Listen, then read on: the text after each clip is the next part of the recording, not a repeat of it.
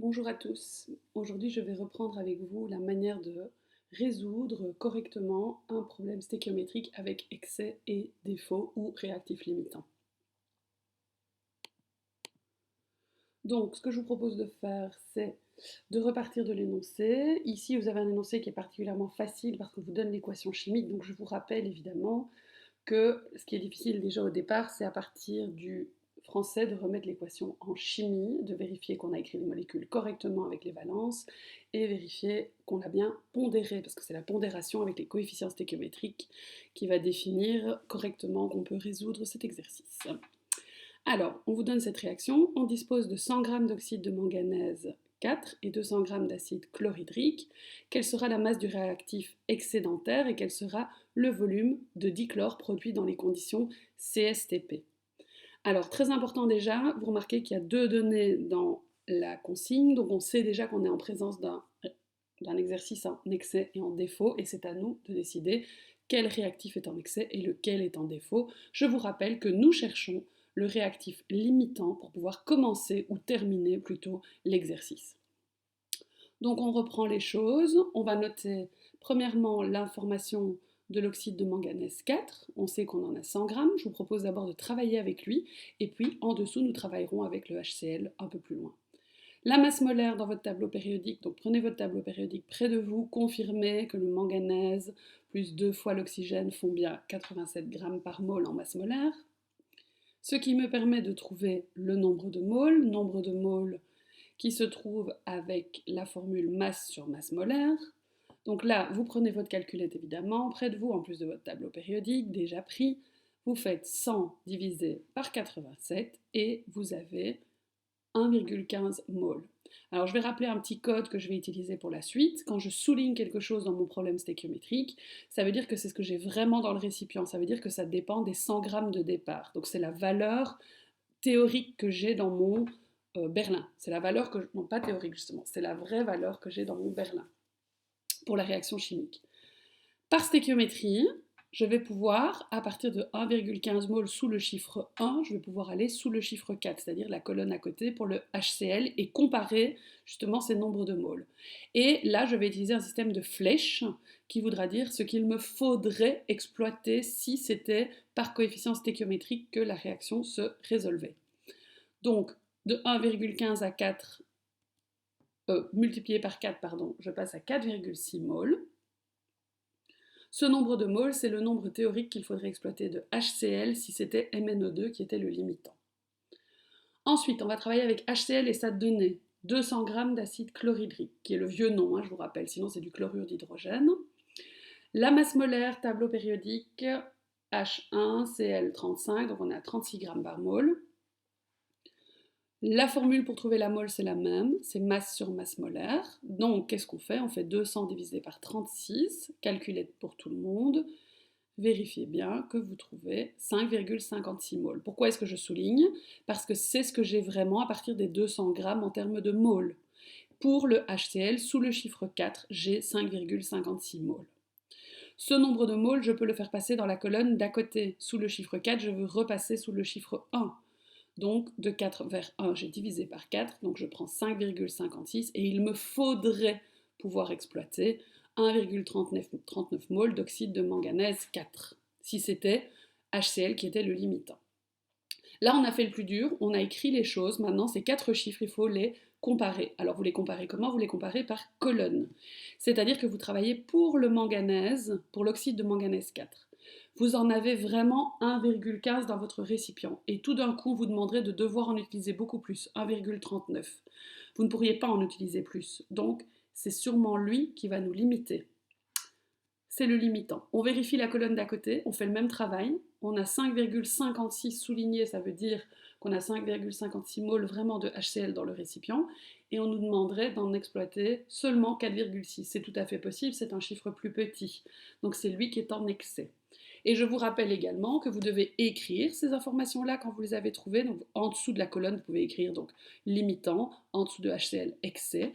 Et je vous rappelle que finalement, la partie que nous avons écrite en mauve ici ne nous sera plus utile. Il n'y a que la partie limitante que nous allons exploiter pour la suite. C'est-à-dire le nombre de moles 1,15 sous le chiffre 1 ou encore 4,6 sous le chiffre 4, ça marchera à tous les coups pour les autres colonnes.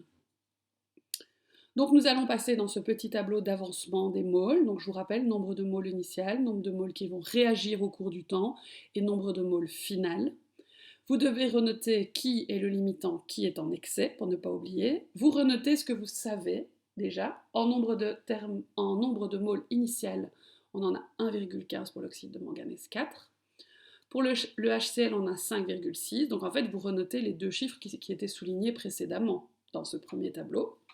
Et nous savons que nous n'avons pas encore de produit parce que la réaction n'a pas encore commencé, nous sommes à l'état initial.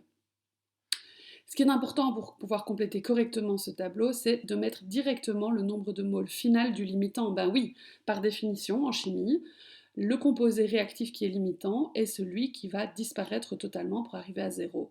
Donc en cours de route, auront disparu moins 1,15 mol sous le chiffre 1, je vous le rappelle.